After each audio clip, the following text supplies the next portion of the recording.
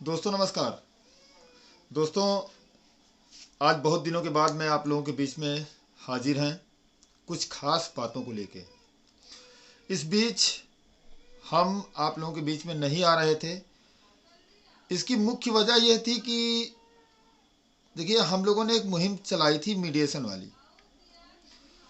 उस मीडिएशन की मुहिम को आगे भी बढ़ाया गया। इसमें विपक्षी टीमों से भी बात की गई, कई 2-3 मीटिंगें हुई। हम लोग राजभर सर से भी मिले और भी कुछ अधिकारियों से भी मिले। और हम लोगों का मुख्य ध्येय ये था कि किसी तरीके से जल्दी सबको नौकरी मिले। जबकि आप लोग जानते हैं कि हम हाई कोर्ट में मजबूत स्थिति में हैं, फिर भी हम चाहते हैं कि हमारे संघर्ष के ज़्यादा से ज़्यादा साथियों को नियुक्ति मिले। संघर्ष हमने भी किया है और संघर्ष हमारे साथ बहुत सारे ओबीसी एससी भाइयों ने भी किया है। संघर्ष 68 वालों ने भी किया है।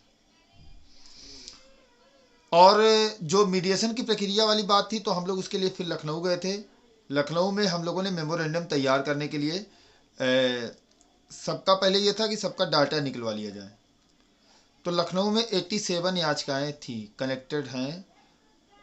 उन याचिकाओं का पूरा काज लिस्ट निकलवा के, और हर याचिकाओं में कितने कितने लोग बचे हुए हैं, उन सबका जो भी डाटा है वो नितेश भाई तैयार कर रहे हैं। और तैयार होने के बाद में दीदी के माध्यम से, हमारी टीम के माध्यम से वहाँ पर वो डाटा पहुँचा दिया जाएगा। ठीक है, शिखा दीदी के माध्यम से, और वहाँ पे हमारी लीगल टीम भी रहेगी। हम वो डाटा सरकार को दे देंगे उनके माध्यम से, राजभर जी के माध्यम से। अब स्टेट को फैसला लेना है कि स्टेट इस पर आगे किस तरीके का काम करती है। स्टेट चाहे तो अभी मामले को निपटा सकते हैं यहीं पे, और अगर स्टेट नहीं चाहेगी तो मामला लिंगारान होता रहेगा। फिलहाल लखनऊ बेंच में मामला अभी अनलिस्टेड है और इसके लिए लिस्टिंग एप्लीकेशन सभी टीमें डाल रही हैं। लेकिन हमारी एक जिम्मेदार टीम होने के नाते कि अगर मामला मीडिएशन की बात हो ही रही है तो हम अभी लिस्टिंग एप्लीकेशन क्यों डालें, हो जाने दो। नहीं तो कोर्ट में तो लड़ना ही है भाई, अपनी टफली अपना राग रहेगा। लेकिन कम से कम अगर मीडिएशन की बात चल रही है तो हम थोड़ा सा लिस्टिंग एप्लीकेशन से अभी पीछे हैं। जिस दिन हमारी लिस्टिंग एप्लीकेशन पड़ी उसी के दिन, उसी के 4-5 दिन के अंदर हम लोग डेट लगवा लेंगे। उसी हफ्ते में डेट लगवाने की पूरी कोशिश की जाएगी।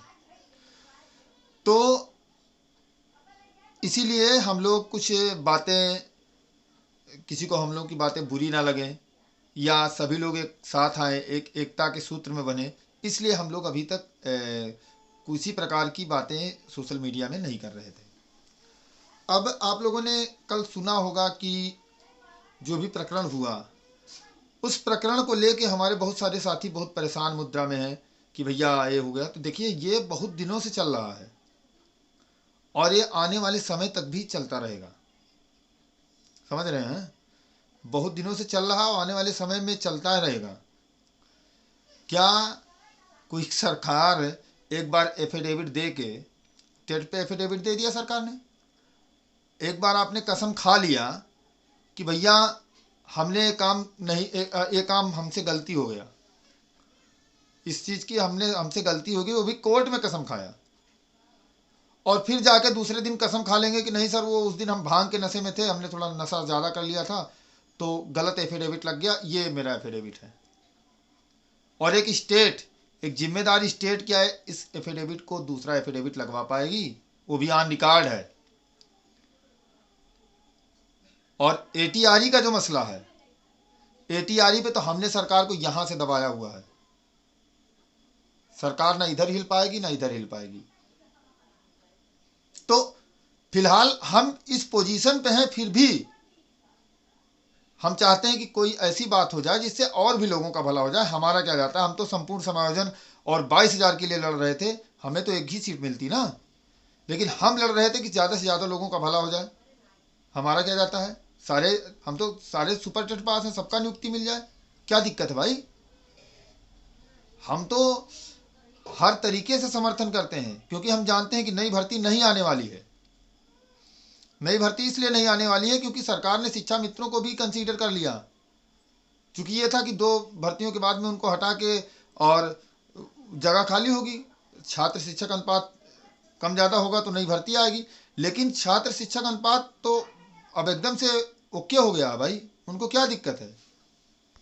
तो जब छात्र और शिक्षक अनुपात सही हो गया है तो फिर सरकार को क्या दिक्कत है भाई, वो भर्ती नहीं करेगी। तो कुल मिला के इसी भर्ती में हमारा ग्रीवांश है और इसी भर्ती में नियुक्ति लेनी है। अब हमारे उन साथियों को बता दें जो बहुत ज़्यादा कल से परेशान है ग्रुपों में, तो देखिए आप लोगों का कोई संघर्ष से वास्ता नहीं रहा है। जब भी बुलाया जाता था धरने के लिए तो आप लोग घर बैठे रहते थे। आओ चलो धरना करो, कल घिरवा देते हैं विधानसभा, वो भी काम होगा, ज़रूरत आने पे वो भी काम होगा। लेकिन एक बात आप लोग याद रखिए कि आपके बिना कोई सरकार कोई प्रोसीडिंग नहीं कर पाएगी। समझ रहे हैं ना बात को, आपके बिना सरकार कोई प्रोसीडिंग नहीं कर पाएगी। सिंगल बेंच वाला मामला छोड़ दीजिए, जब सिंगल बेंच में सरकार नहीं करवा पाई, 5 लाख के माथुर वकील आते थे, हर बार बड़बड़ बड़बड़ बड़बड़ बड़बड़ करते थे और एक बार परिहार साहब बोलते थे बैठ जाते थे। तो भाई जब माथुर साहब नहीं करवा पाया और इतनी तगड़ी स्टेट लगी थी, तो यहाँ पे डबल बेंच में मामले और हालात अलग अलग बदल गए हैं और इन हालातों से पार पाना सरकार के लिए बहुत बड़ी मुश्किल वाली बात है। ठीक है, मीटिंग करते रहें, दिन भर मीटिंग करें, रात भर मीटिंग करें, हमें सरकार की मीटिंग से लेना देना नहीं है। हम जो भी होगा कोर्ट से होगा और कोर्ट के बाहर किसी सरकार में दम नहीं है कि एक सीट किसी को ला के दे दे भर्ती पूरी होने के बाद में। चलिए अब हम आते हैं कुछ अपील पे कि जो लोग इलाहाबाद में याची हैं, ओवरलैपिंग मुद्दे में जो लोग इलाहाबाद में याची हैं, या जो 27-21 के मुद्दे में जो लोग इलाहाबाद में याची हैं, वे अपना डाटा, कुछ लोगों के डाटा आ गए हैं, हमारे पास भेज दें या शिखा दीदी के पास भेज दें। और चूंकि डाटा का जो एक्सेल सीट बनाने का कार्यक्रम आखिरी दौर में चल रहा है, या नितेश भाई तो खुद बना रहे हैं उसको, तो नितेश के पास में भेज दें और उसको मतलब हम लोग उसको एक तरीके से ड्रा करके और उसको मेमोरेंडम बनाने के लिए भेज दें, ताकि आगे जो भी प्रक्रिया हो वो उस पर आगे बढ़ सके। हम चाहते हैं कि चुनाव से पहले एक शांतिपूर्ण ढंग से नियुक्ति मिले ताकि सारे पक्षों का भला हो इसमें। और नहीं तो कोर्ट में मामला चलेगा तो पक्का है कि एक ही पक्ष को मिलेगा न्याय और दूसरा पक्ष परेशान रहेगा। तो चूँकि यार सारे अभ्यर्थी भाई भाई हैं, हम लोगों ने साथ लड़ाई लड़ी है, तो हम चाहते हैं कि सबका भला हो, केवल अपना ही भला नहीं चाहते थे। लेकिन इस समय हाल फिलहाल की परिस्थितियों को देख के धीरे धीरे मन में थोड़ा सा एक क्षोभ उत्पन्न होता है। फिलहाल अभी भी हम उसी रास्ते पे हैं। दोस्तों एक बात और आप लोगों को बतानी थी कि ओवरलैपिंग मैटर के साथ साथ हम लोग एक और मैटर में इन्वॉल्व हैं, जिसको EWS आरक्षण घोटाला कहा गया है। जनरल के बच्चों का EWS आरक्षण घोटाला किया गया था इस 69,000 शिक्षक भर्ती में, और सरकार ने माना था कि जब जिला आवेदन शुरू हुआ उससे पहले EWS यहाँ पे लागू था, लेकिन सरकार ने उस EWS में 6,900 सीटें नहीं दी। इस वजह से हम लोगों की वहाँ पे याचिकाएं हैं और उन याचिकाओं पे इलाहाबाद लखनऊ दोनों जगहों पे काउंटर रिजॉइंडर हो चुका था। थोड़ी बहुत बहस हुई थी, काउंटर रिजॉइंडर हो गया था। अब उस पर फाइनल बहस के लिए सरकार बहुत दिनों से भाग रही थी। आजकल सरकार के CSC जो AAG हैं वो हमेशा भागते रहते हैं, लेकिन एक बहुत ही अच्छी बेंच बैठी जिन्होंने 12,091 का फैसला दिया, जस्टिस सौरभ शाम शमशेरी सर। वो आपने देखा होगा, उन्होंने लिखा कि गुरु गोविंद दोऊ खड़े काके लागों पाँव और बलिहारी गुरु आपने गोविंद दियो बताए। वो खासकर शिक्षक भर्ती के युवाओं के प्रति उनकी बहुत अच्छी हमदर्दी रहती है और बहुत ही अच्छी बेंच है।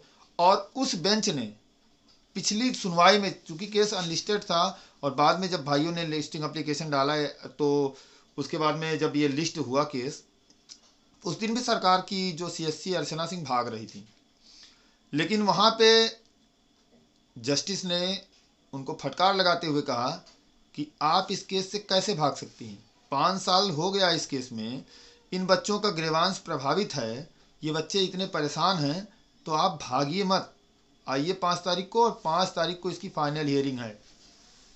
ऐसा आपने किसी आर्डर में और पहले नहीं देखा होगा लखनऊ बेंच या इलाहाबाद बेंच में। और उन्होंने कहा कि 5 तारीख को आइए, 5 तारीख को फाइनल हियरिंग करके इसको आर्डर रिजर्व होगा। और एक बात और भी बता दें कि शमशेरी साहब 2 या 3 दिन में आर्डर रिजर्व करते हैं, 12,091 वाला ऑर्डर उन्होंने 3 दिन के अंदर उसको डिलीवर कर दिया था, रिजर्व करने के 3 दिन के अंदर डिलीवर कर दिया था। तो 5 तारीख को हम लोग का मुकदमा फाइनल हियरिंग के लिए लगा हुआ है ईडब्ल्यूएस का, और हम अपने उन तमाम साथियों से, याचिकाकर्ताओं से अपील करते हैं और कि आप सभी लोग एक मंच पे आके और एक और सीनियर के लिए प्रयास कर लें। क्योंकि हम लोगों के पास में वकील पर्याप्त हैं, लेकिन कम से कम एक सीनियर और आ जाए ताकि सरकार को हम चारों तरफ से घेर के उन पर वार कर सकें। तो उसके लिए प्रयास भी चल रहे हैं, हम अपने साथियों से वार्ता भी कर रहे हैं, और अगर एक बात बन जाती है तो हम लोग एडवोकेट को करके उनकी ज़बरदस्त ब्रीफिंग करा दी जाएगी और अपने पक्ष में मामले को लाने का पूरा प्रयास किया जाएगा।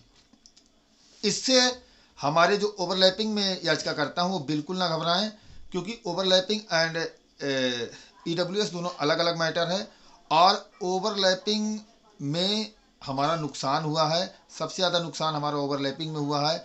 ओवरलैपिंग में एक तरीके से हमारी लगभग टेट और एटीआरई ओवरलैपिंग को मिला दिया जाए तो लगभग 14 से 15,000 सीटों का नुकसान हुआ है। वो डाटा सबके पास में है। और ईडब्ल्यूएस का भी मुद्दा है, तो ईडब्ल्यूएस की सुनवाई जिस दिन ऑर्डर रिजर्व हो जाएगा उसके बाद में 5 तारीख के बाद में 6 तारीख को लिस्टिंग एप्लीकेशन डालेंगे। तब तक सरकार का रुख भी पता चल जाएगा कि मीडिएशन पे सरकार का रुख क्या है, और उसके बाद में लिस्टिंग एप्लीकेशन लगा के एक तगड़ी बहस की जाएगी लखनऊ में, और एक आक्रामक रणनीति अपना के काम किया जाएगा। दोस्तों, तब तक आप लोग शांत रहें, धैर्य रखें, किसी भी तरीके से विचलित ना हों। आप हमारे किसी भी परिस्थितियों में आप हमारी लीगल टीम से संपर्क कर सकते हैं। हमारी लीगल टीम में नितेश भाई, हिमांशु भाई, जो हमारी पुरानी टीम थी जिसने 22,000 धरने की शुरुआत की थी, और हमने ही सारे जिला अध्यक्षों को बनाया, और इसके सिवा हम लोगों की 4 लोगों की टीम के सिवा और किसी की वक्तव्य से, किसी के लेन देन से हमारा कोई संबंध नहीं है। आप लोग फिर से एक बार नाम याद कर लीजिए, हिमांशु दुबे, नितेश सिंह गौर, आलोक सिंह परिहार और मैं, ठीक है, जिसने धरने की शुरुआत की थी, जिसने सारे जिला अध्यक्षों को बनाया था, जिसने जो भी अध्यक्ष था उसको बनाया था। आज हम लोगों का हमारी खुद की टीम है, और हमारा किसी भी दूसरी टीम से कोई लेना देना नहीं है। अगर कोई मुझे तमाम मेरे पास फ़ोन आया कि भैया मेरा उसने बता के किसी ने आपसे पैसा ले लिए, और वो मतलब बताया कि आप भी उनके साथ हैं, तो हमको हमारे नाम पे आप मत जाइए, हमारे साथ जो है हमारे पास फ़ोन करिए। हमारा नंबर आप लोगों को याद होगा, 888 75 23 648, 8887 523 और हमारे साथियों का भी नाम है, मैं इसमें नंबर है, मुझे ज़बानी याद नहीं आ रहा, मैं लगा दूंगा डिस्क्रिप्शन में। और बाकी दूसरे कोई कह दें, क्योंकि ये बात मैं इसलिए बोल रहा हूँ क्योंकि बहुत सारे लोगों के मेरे पास फ़ोन आया कि भैया वो हमसे कोई आपका नाम बता के पैसा ले लिया, हमको याची नहीं बनाया। तो भैया हमारा किसी से कोई संबंध नहीं है, जिसको भी बात करनी हो हमारी लीगल टीम से बात करें। जो आपकी लीगल टीम है, जो आपकी बेसिक टीम है, जो आपकी लड़ने वाली टीम है, और बाकी दूसरे से हमारा कोई वो नहीं है। हाँ, हमारे सभी लोग अच्छे दोस्त हैं, हम सभी लोग एक साथ हैं, लेकिन अभी कोई कह दे कि नहीं भैया हम धर्मेंद्र हम लोग साथ में हैं, तो ऐसा कुछ नहीं है, ठीक है। तो जो भी बातें आप लोगों को बता दी गई, हम लोग ईडब्ल्यूएस पे अभी तैयारी कर रहे हैं। 5 तारीख को जो भी सुनवाई होगी उसके लिए पूरी तैयारियां जोरों शोरों पे हैं, और उस सुनवाई पे 5 तारीख को ऑर्डर रिजर्व होने के बाद में हम लोग ओवरलैपिंग में एक बार फिर से लौटेंगे और डबल अटैक करेंगे। हमारा प्रमुख ध्येय है ओवरलैपिंग में अधिक से अधिक सीटों को निकलवा कर हमारे सभी साथियों की नियुक्ति को सुनिश्चित करना, और ये काम आगे आने वाले समय में होगा। बिना आपके सरकार एक कदम आगे नहीं बढ़ पाएगी, ये आप भली भांति जानते हैं। और कोई भी जो लड़का एटीआरई पास है वो हमेशा ये बात को जानता है कि कोर्ट में क्या है और कोर्ट के इतर क्या सरकार कुछ कर पाएगी। नहीं कर पाएगी भाइयों, बिल्कुल नहीं कर पाएगी।